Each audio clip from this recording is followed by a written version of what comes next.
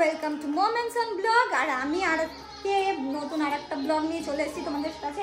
আজকে আমি রান্নার পর্ব থেকে শুরু করছি, কারণ তার আগে পর্যন্ত আমার জায়গা ছিল না। তো আমরা চা খেলাম মামির বাড়ি থেকে বানিয়ে নিয়ে এসে। যাই হোক, এখন আমি ভাজি হচ্ছে পাঁপড়। এই পাঁপড়টা বাবার তেল ছিটকাতে জল ছিল মনে হয় হাতাটায়। যাই হোক, আমি এখানে ডিম সিদ্ধ বসিয়েছি। আজকে আমাদের রান্না করবে হচ্ছে ডিমের তরকারি, পাঁপড় ভাজা, ডাল। আর এখানে লতিগুলো শুকিয়ে গেছে গ্যাসের অভাবে, তো এগুলাই ছুলে টুলে দেখা যাক কিছু করা যায় নাকি।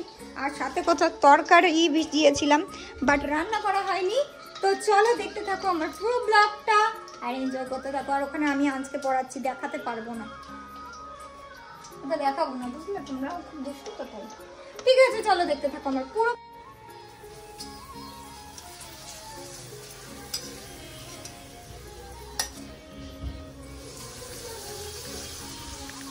দেখো, আমি গরমোচার ভিডিওটা তুলতে পেরেছি আমার আজকে। ও ক্যামেরার উপরে হাত দিয়ে তুলেছে, তো এই জন্য খোলা এসছে।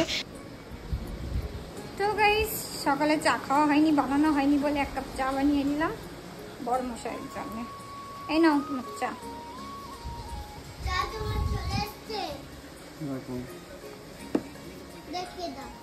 বরকে চা দেওয়ার পরে ডিমের ঝোলটা রান্না করে নিলাম, সাথে ডালও রান্না হয়ে গেছে, আর সাথে পাঁপড় ভাজা। এই সমস্ত কিছু রান্না করে আজকে তাড়াতাড়ি করে খাবার দিয়ে দিলাম, কারণ ওর খুব খিদে পেয়ে গেছে। আর দেখো, লতিগুলো সেই কোন জন্মে নিয়ে এসেছি, শুকিয়ে পুরো একদম হয়ে গেছে। যাই হোক, ওটা বাজবো। আর আজকেও নিচে নিয়ে বসলাম যে খাইয়ে দেবো, কারণ নিজে হাতে খেতেও চায় না। যখন মোবাইল দেওয়া হয় তখন খাবে, কিন্তু মোবাইল ভাবছি দেবো না। মোবাইল না দিয়ে কি করে খাওয়ানো যায় সেটা ট্রেনিং চলছে। ভীষণ দুষ্কর ব্যাপার গাইস। এই ছোট বাচ্চাদের এমনি খাওয়ানো মানে ঘুরে ঘুরে খাওয়ানো অসম্ভব। খুব রাগও হচ্ছিল। যাই হোক, রতি বাজতে বসে পড়লাম।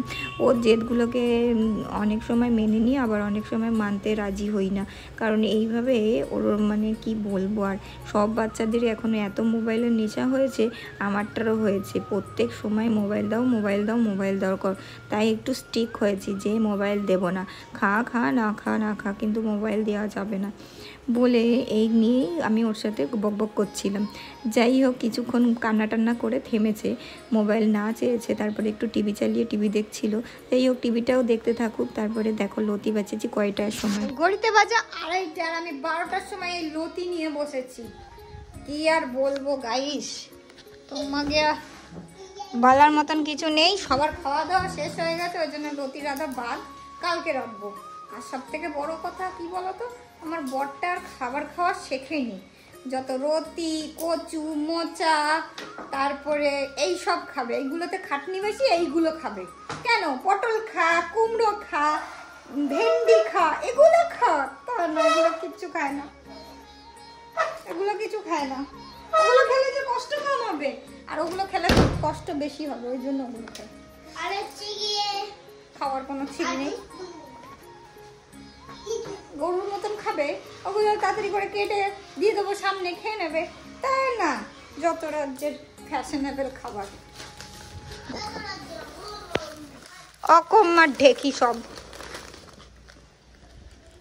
এবার সন্ধ্যা হয়ে গেছে, আর আমার মোটামুটি কাজকর্ম গুছিয়ে নিয়েছি। আর এখন আমার জন্য একটা সারপ্রাইজ আছে, আমার বর বলে গেছে। বাট কি আছে সেটা আমিও জানি না। ওর সারপ্রাইজ মানেই মানে কি বলবো, অবাককর জিনিস। আমি জানি না কি জিনিস। আমার ঘর খুব আগোছাল, তো আমি একটু ঘরটা পরিষ্কার করব।